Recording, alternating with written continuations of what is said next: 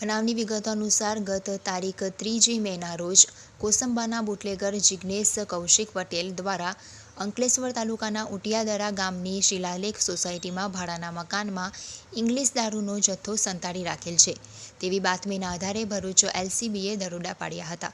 પોલીસે સ્થળ પરથી ઇંગ્લિશ દારૂની 1664 નંગ બોટલ મળી આવી હતી.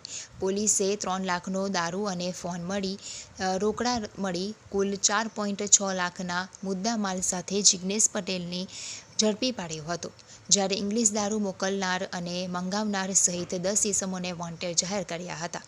તે દરમિયાન પોલીસે 10 પૈકી અગાઉ 2 આરોપીઓને ઝડપી પાડ્યા બાદ આ ગુનામાં સંડોવાયેલ જંબુસરના ઉચ્છલ ગામના રાજફળિયામાં રહેતો કિરણસિંહ બળવંતસિંહ રાજને અંકલેશ્વરથી ભાલિયા ચોકડી ખાતેથી ઝડપી ભરૂચ એલસીબીએ તાલુકા પોલીસ મથકના હવાલે કર્યો હતો.